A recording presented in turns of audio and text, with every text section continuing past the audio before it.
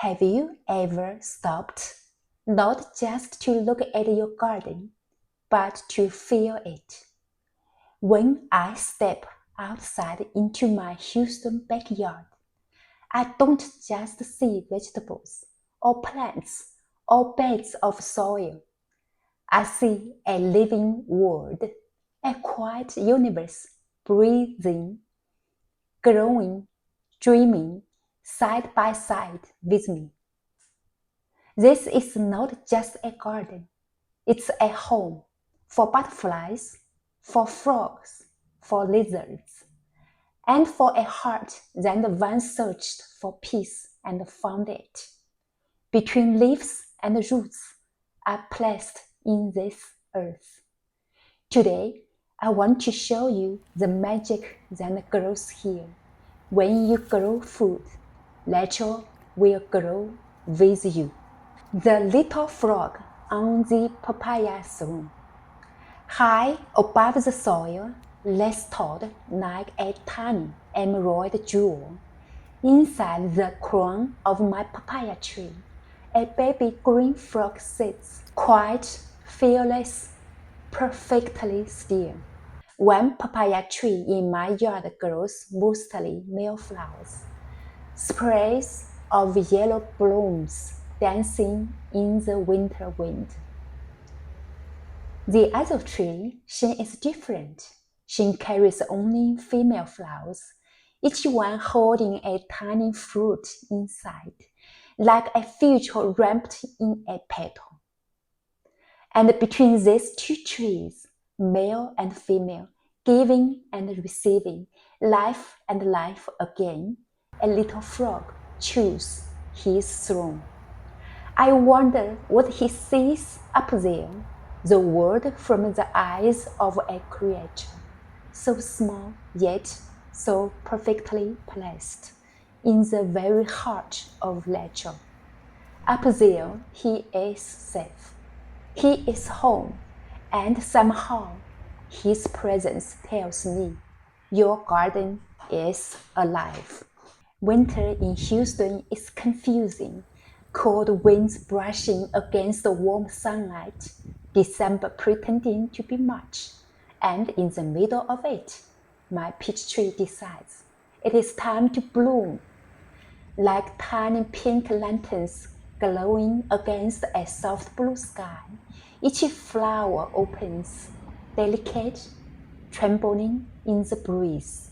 And then she arrives, a butterfly, gold against the pink petals, wings fluttering with hunger and joy, drinking each nectar as if this world was made only for her. The wind blows, and still she holds on. She grips each flower as sword. She knows this moment will not last forever. Watching her, I realized something. Nature is never in a hurry, yet it never stops creating beauty. Even when time seems wrong, blossoms still bloom, life still chooses to live. The Pepino kingdom protected by lizards. And then there is a kingdom, my Pepino melon, growing wild in a great pot. Leaves like shields, flowers like blessings, hanging fruits striped in purple, telling me harvest is near. When winter cold begins to bite, below 50 degrees Fahrenheit, I lift this whole kingdom onto a roller stand and bring it indoors, like a treasure I refuse to lose. Inside the Pepino kingdom live its guardians, a family of lizards. The mother, strong, still watching. She rests on the pepino flowers like a queen keeping her empire safe. And her little ones, quick shadows leaping between leaves, five tiny sparks of life I cannot always see. but I feel them moving, growing, surviving beneath the shelter of the plant. I watered, trimmed, and protected. I thought I was caring for a plant, but it was also caring for them, providing shelter, offering safety, creating life beyond fruit and harvest. Why I garden? In this small backyard in Houston, Texas, papaya grows alongside winter greens, peaches bloom in December, lizards raise families inside pepino leaves, butterflies find nectar, a frog finds a thorn, and I, a gardener, find something even bigger. Nature is not separate from us.